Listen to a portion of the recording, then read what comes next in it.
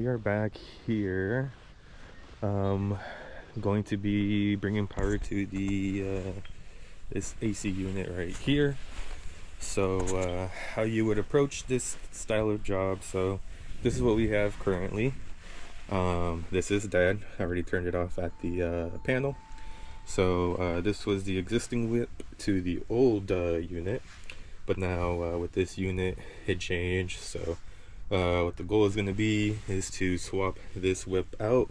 We're going to kind of go down and then run along this way, and then kind of take the same path as the line set to make it neat. So one thing to keep in mind is the voltages for the units do change, so it's always important to double check the nameplate. So if we go over here, this is the nameplate here, so you kind of have to go down and read this to kind of see and gather the information that we need. And so one of the important things that we need right here is the maximum circuit breaker, which would be 40 amps right there.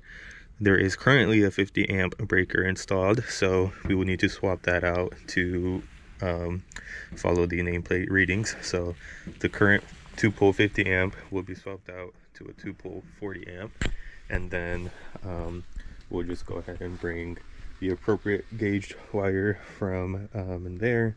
Because it was on the 50, we won't need to run new wire up to here because we're bringing it down to a 40 amp.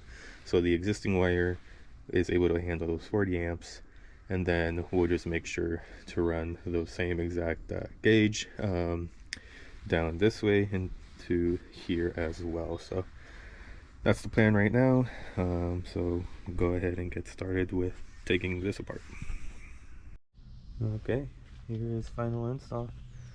You see we ran it down, hugged the wall, turned it here with their line set, and put it in there and landed it.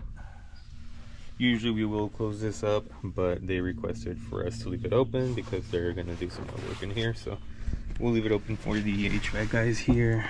You get all their screws right here that they're going to need. And yeah, so properly size gauge the wire to the disconnect. We already did actually turn it on to test. We are getting to 40 volts there. Tested here. Everything in here was good as well. It's 40 volts in there. And then I'll show you guys the panel. Here is the 2-pole 40 amp breaker. This used to be a 50. It is now a 40 based off the nameplate reading on the unit. So there's that.